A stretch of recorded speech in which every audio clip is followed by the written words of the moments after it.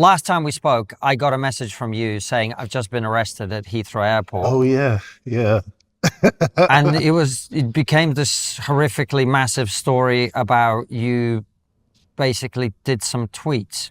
Yeah, 3 tweets. I don't know whether I need to go through them all again, but they were all fairly standard angry tweets at the continuing insanity of the situation.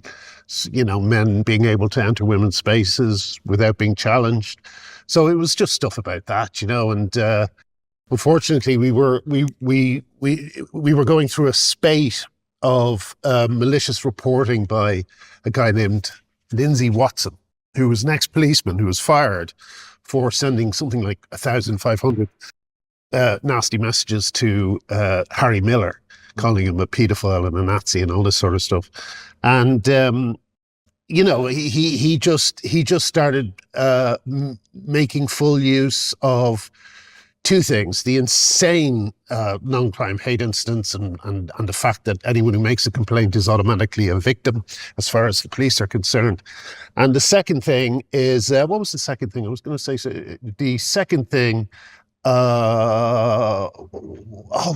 he took advantage of something else and it's just gone out of my head. Oh yes, the second thing he took advantage of was just the police's terror of being on the wrong side of this, which they still have, even though they are on the wrong side of it. They just don't realize it, and he took advantage of that, suggested that he would bring a judicial review if they didn't answer his complaints. And apparently police are terrified of judicial reviews. So, well, thankfully that investigation has now been stopped.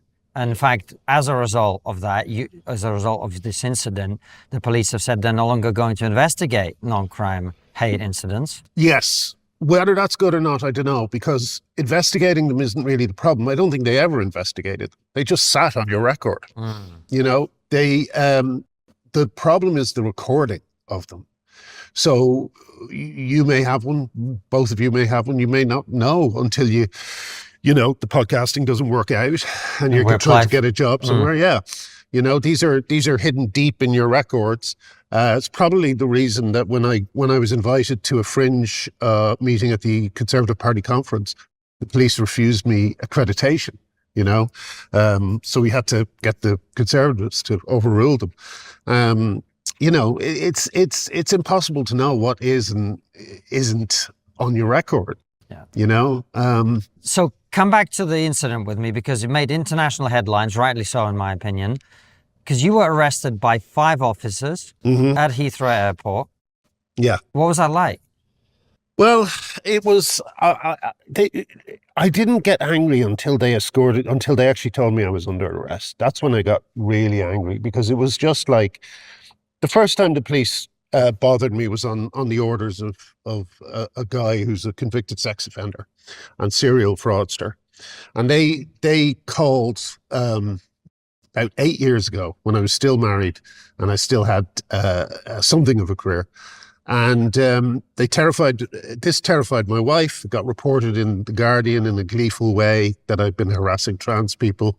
This bloke is built like a brick shit house as well.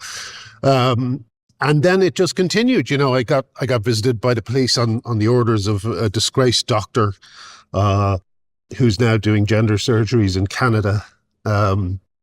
An actor called the police and got them to come to my door.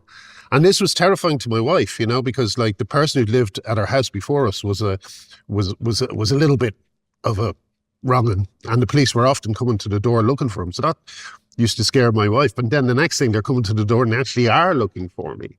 So it was, it's a decade of harassment, really, at the hands of not just the cops, but these trans activists who are pulling their strings. And we're suing them now, and I'm hoping that we can take into account the previous harassment, not just this most recent example. But it wasn't pleasant. It was funny though. After Britain, the UK has such a bad reputation now for freedom of speech. And the first thing that all these all these Arizonians saw when they landed in London was a comedian being arrested, or a comedy writer being arrested. So sorry, people keep calling me a comedian, and it's sticking. Even in your head. Yeah. So it was surreal, and also the nature of it was very clear. I think that the entire thing was to get me into a cell for 10 hours, to make me think about what a bad boy I've been. I think that's what the aim of it was. We always say that that the punishment is the process, and yeah, they just wanted to put me in sort of like a version of detention for adults, so I could sit there and stew and not have my phone, and it's clever method, because you do start getting a little bit itchy without anything to distract yourself. There's a little library of books they've left behind in the cell. You can choose one of them. But I was too angry to read or do anything else. I was just wandering around my cell trying to memorize everything so I could write about it, So yeah, it was, and I was very, very angry. But if I'd known what a story it would become, oh my God, I would have bought them all a drink, because like, I've been, as you know, for years, I've been trying to break out of the little, whatever bubble I was in, that meant I just could not, people could insult me on TV shows. They're still doing this. Question Time did it recently. The Today program did it recently. They never speak to me, they never actually address what problem they have with my stance. They just assume it's terrible and keep insulting me. So finally, I've been able to break out of that bubble and appear on things like Rogan, and your own interview was very good for me. And it just means that the what's so strange about this debate is that the terms that trans activists use to fight it, or to fight it on, those terms are shared by all the media. They're never contradicted. They're never, the things that women are arguing for are very, very simple and no one could argue against them. So they have to be sort of reframed. So for instance, it's not trans women in women's toilets that women are worried about. It's men in women's toilets. And trans women muddies the issue, the word, because people don't really understand what it means. A lot of people think that trans women means trans-identified women. A lot of people think that trans man means trans-identified males. And it's like, no, it's the opposite. Which is another reason that people are frightened to address this issue, because the language is kept so muddy and obscure, and kind of obscurantism is a device they use, that people aren't steady on their feet when they're talking about it. But all you can do is just keep making the arguments and hope that people, I've noticed online there's a lot more support. People are much more confident. People know what's happening now. It was confusing at the start, because you would see a woman with beard and you'd go, oh, I guess there must be such a thing as trans people who are in the wrong body, and that briefly crosses your mind. But then you look into it and you go, no, hang on a sec, this is just a bearded lady at fairgrounds. It's just the effect of testosterone. It's changing the way their body works, their endocrine system. So like all this stuff that seemed magical, and probably does still seem magical to a lot of young people who don't like the hand of cards they've been dealt in how they look or whatever.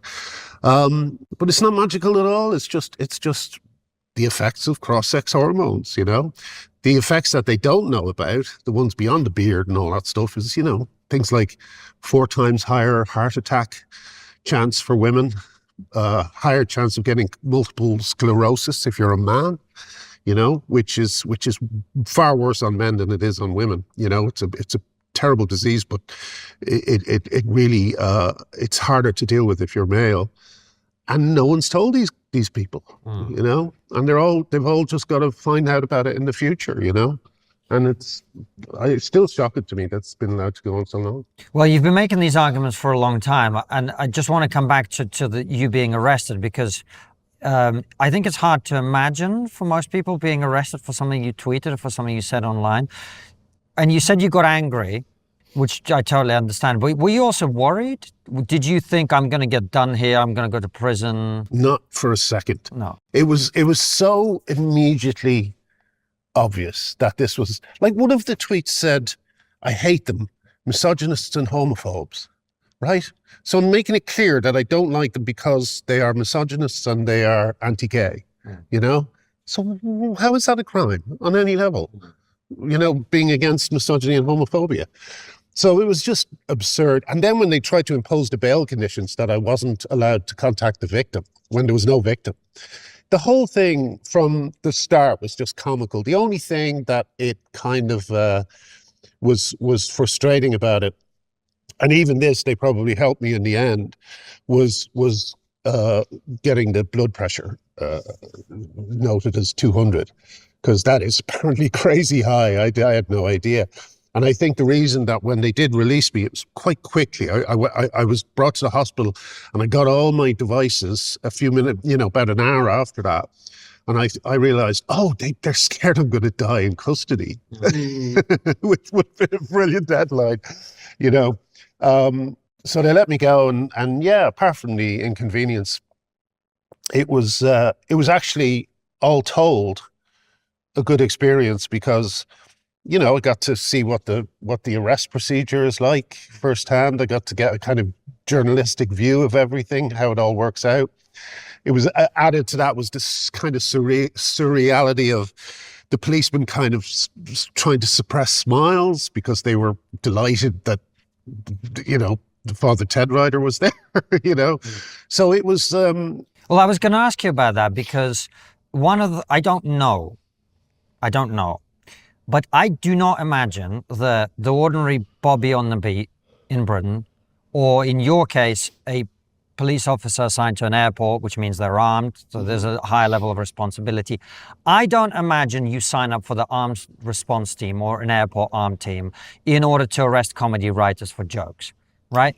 Did you get the sense that the people who arrested you were enthusiastic about it? Were they reluctant to do it? You know, what was the... They were cheerful. They were oddly cheerful. I think that the whole kind of mood seemed to be, well, here we all are. Let's just go through it. You know, we have to, so let's do it. You know.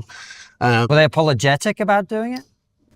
Somewhat in their attitude, in you know, like, but it was just, I quickly realized that me being angry with them, or even saying, you know, I whatever arguments I have to defend myself, is meaningless because they're just doing their job. You know, they've been told that I'm this or that, and they have to respond to it.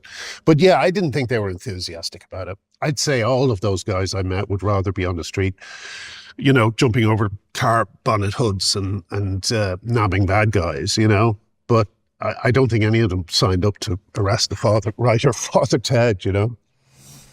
If you're a TRIGGERnometry fan, you probably think before taking things at face value. So why trust a mobile carrier that makes billions selling your data behind your back? That answer is Cape, a premium mobile carrier built from the ground up to protect your privacy. Unlike the big providers, Cape doesn't ask for your name, address, or social security number when you sign up. They delete call metadata after just 60 days instead of storing it for years.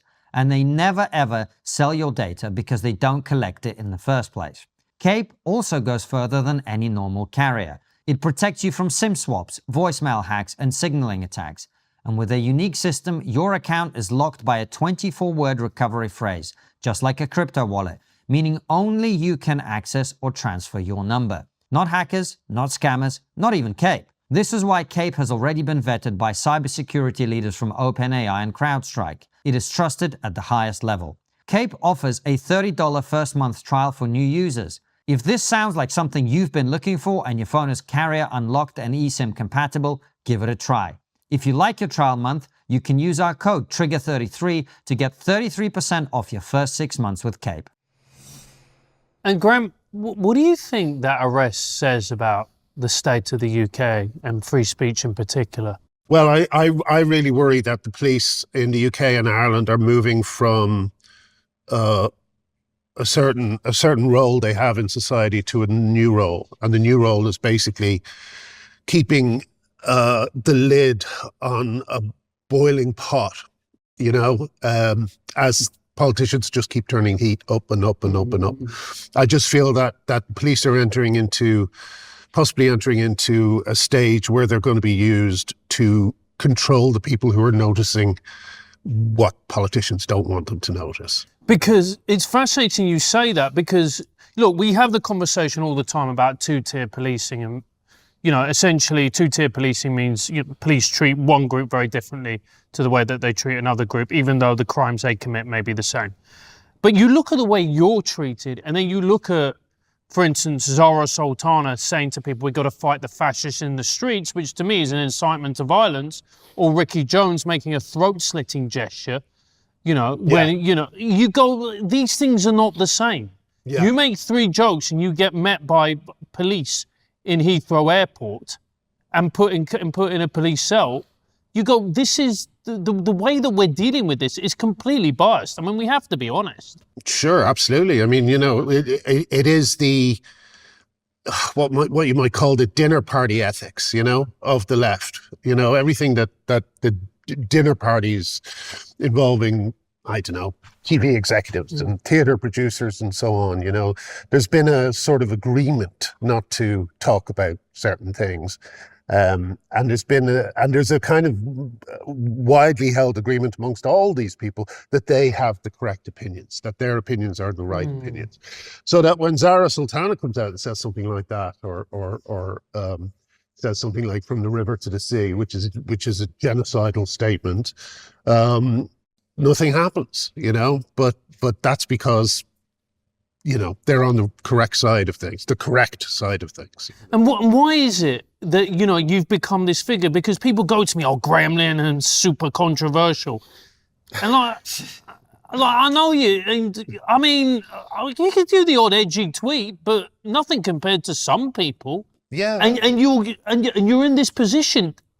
It's weird, isn't it? I think one thing that's happened is, and that happens, is that we are somehow blamed for the things our opponents do. So when our opponents, are smashing in windows of the Philia conference or abusing women going into it, we're somehow seen as being part of that, even though. Look what you made them do. Yeah. Maybe something along those lines, or just the fact that their inattention means they don't look at it directly. They don't really know what's happening. And so I remember once a friend of mine would just refuse to talk to me about it. And they said something like, "Oh, that bloke who's asking women to wax his balls." Remember this? Yeah, Jessica Yaniv. Jessica Yaniv. Beautiful lady. Yeah. And I mean, for people who don't know, Yaniv was a trans-identified bloke who went up to a bunch of different beauticians, wherever, I can't remember where he lives. Canada, wasn't it? Yeah, Canada, yeah. And asked them all to wax his testicles. And then when they refused, because they only did women, he sued them. And he took a lot of these women's businesses away, even though a lot of the cases didn't work, it didn't matter. He still had that effect. But I remember this friend of mine who was a woman going ugh, like that about it. And I wanted to say, I'm not asking people to wax my balls. You know what I mean? I'm trying to stop these people from doing that, And but I don't think I think it's just even addressing it is for a lot of people, middle class people, it's like touching a third rail.